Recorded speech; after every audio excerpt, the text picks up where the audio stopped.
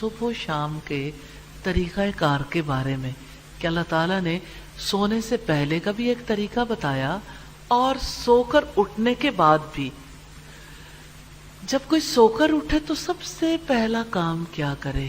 دعا بھی ہے، ذکر ہے، یاد کرے کہ ایسے ہی میں نے سو کے اٹھنا ہے. جب مجھے قبر سے اٹھایا جائے گا، الحمدللہ الذی احیانا بعدما اماتنا والیہ النشور. تمام تعریف اللہ تعالیٰ کے لیے ہے جس نے ہماری موت کے بعد ہمیں زندہ کیا اور اسی کی طرف ہمیں اکٹھے ہونا ہے. یہ یاد ہے. پھر مسلمان کیا کرتا ہے؟ صبح اٹھ کر سب سے پہلے اپنے جسم کو پاک کرتا ہے. اس نے اپنی ضروریات سے فارغ ہونا ہے تو پاکیزگی کا طریقہ ہے کہ اس نے کیسے استنجا کرنا ہے اور کس طرح سے اپنے لیفٹ ہینڈ کو یوز کرنا ہے اور پھر اس ہینڈ کو کس طرح سے پہلے واش کرنا ہے. اس کے بعد اس نے وضو کرنا ہے. تو وضو کرنے کے بعد اس نے سب سے پہلے فجر کی نماز ادا کرنی ہے. یہ سونے جاگنے کا ٹائم ٹیبل. فجر کے بعد ایکٹیویٹی ہے، ایکٹیویٹی ٹائم ہے. نبی صلی اللہ علیہ وسلم دعا کرتے تھے، اللہ میری امت کی صبحوں میں برکت عطا فرما دے. تو آپ سب جانتے ہیں سونے سے تو زندگی میں برکت نہیں ہوتی، جاگنے سے برکت ہوتی ہے کیونکہ جاگتے ہوئے آپ کام کرتے ہیں. آپ امیجن کر سکتے ہیں کہ آپ کی صبح کا آغاز پاکیزگی سے ہوتا ہے، جسم کی طہارت اور روح اور فکر کی طہارت سے. جسم بھی پاک ہے، سوچ کی پاکیزگی بھی ہے. آپ سب سے پہلے اپنے رب کے آگے جھکتے ہیں. آپ اپنے رب سے دعا کرتے ہیں کہ آپ ہی نے ہمیں زندگی دی تھی اور ہم آج اسی طرح سے اٹھے ہیں جس طرح سے موت کے بعد اٹھیں گے اور ہم نے آپ کے پاس اکٹھے ہونا ہے. کتنا بڑا ذریعہ ہے انسان کے درست رہنے کا کہ انسان نہ بھولے کہ اس نے کہاں جانا ہے. پھر اب دیکھیے کہ صبح سے لے کے آلموسٹ دوپہر تک بھاگ دوڑ کا وقت ہے. چاہے وہ بھاگ دوڑ گھر کے اندر کی زندگی کی ہو، چاہے وہ بھاگ دوڑ کاروبار کے لیے ہو، تعلیم حاصل کرنے کے لیے ہو، تعلیم دینے کے لیے ہو. بھاگ دوڑ ہوتی ضرور ہے اور یہی بھاگ دوڑ کا پرائم ٹائم ہے. نارملی معاشی بھاگ دوڑ کا یہ وقت ہے اور اس دوران مومن مسلسل اپنے رب کو یاد رکھتا ہے، بھولتا نہیں ہے. اور کیسے بھول جائے؟ اس نے کوئی کام شروع کرنا ہے تو بسم اللہ سے، اللہ تعالیٰ کے نام سے. کوئی کام کمپلیٹ کرنا ہے تو الحمدللہ کہہ کے، اور کسی کام کا اس نے ارادہ کرنا ہے تو انشاءاللہ کہہ کے، اور اسی طرح سے سو آن اینڈ سو فورتھ.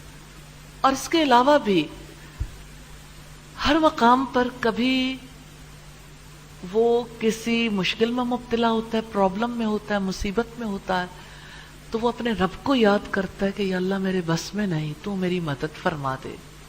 اور کبھی ایسا ہوتا ہے کہ وہ خوش ہوتا ہے تو خوشی میں اپنے رب کو یاد کرتا ہے. اور اس کے علاوہ بھی جتنا جتنا اللہ تعالیٰ کسی کو توفیق دے وہ اپنے رب کو یاد کرتا ہے. ہاں، صبح کا وقت ہے جو وقت نماز کا بھی ہے، نماز کے بعد کے اذکار بھی، اور تلاوت، زندگی کی کتاب کی تلاوت. ان قرآن الفجر کان مشہودا، بے شک فجر کا قرآن حاضر کیا گیا ہے. تو فجر کے وقت کی روٹین ہے یہ. پھر اسی طرح سے جس وقت انسان صبح سے لے کے دوپہر تک اور دوپہر سے رات تک جو بھی کام وہ کر رہا ہے اس میں ایک چیز وہ ہمیشہ یاد رکھتا ہے، لمٹس میں رہنا ہے،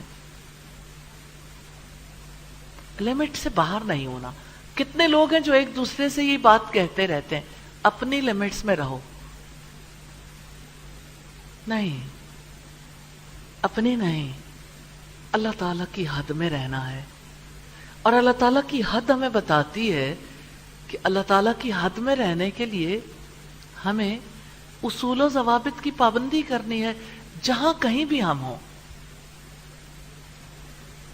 اور یہ تو آپ نے سیکھنا ہے کہ اللہ تعالیٰ کی لمٹ میں رہنا ہے نا، تو غلطی پر معافی مانگنی سیکھنی ہے، کیونکہ آدم علیہ السلام کو سب سے پہلے یہی لمٹ بتائی گئی تھی کہ آپ اگر اللہ تعالیٰ کی مرضی کو چھوڑ کر اپنی مرضی کر بیٹھتے ہو تو اللہ تعالیٰ سے توبہ کر لو.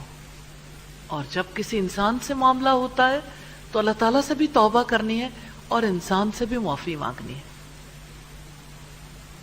یہ لمٹس کی مثال آ گئی کہ ہم نے کیسے لمٹ میں رہنا.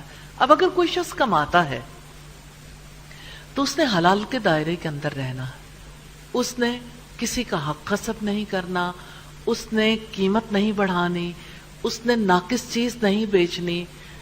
اور اسی طرح سے اگر کوئی ٹیچر ہے تو ٹیچر نے جو وقت معاہدے کے تحت ایک خاص طریقے سے لگانا ہے، پڑھانا ہے یا اپنی ٹیچنگ کو امپروو کرنا ہے یا اپنے اسٹوڈنٹس کو گائیڈ کرنا ہے، تو اپنے وقت کے بارے میں اسے لمٹس میں رہنا ہے اللہ تعالیٰ کی. اگر اس نے کہیں اور وقت لگایا تو وہ اکاؤنٹیبل ہے، جواب دہ ہے اللہ تعالیٰ کو. کوئی اسٹوڈنٹ ہے وہ بھی اکاؤنٹیبل ہے، اس نے لمٹس میں رہنا ہے. اسٹوڈنٹ ہوتے ہوئے اس نے اپنی توجہ اپنی اسٹڈیز کی طرف رکھنی، یا سیکھنے کے لیے، پوچھنے کے لیے، لرن کرنے کے لیے. اگر لرننگ کے علاوہ کچھ اور ہو رہا ہے تو وہ اکاؤنٹیبل ہے کیونکہ اس نے لمٹ کراس کی ہے. اللہ تعالیٰ کی حد میں رہنا ہے.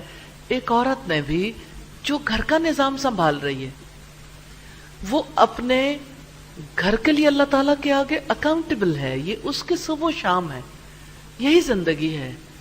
اس زندگی میں اس نے گھر کی ذمہ داریوں کو سنبھالنا ہے، بچوں کو بھی سنبھالنا ہے، لیکن وقت کو ضائع نہیں کرنا.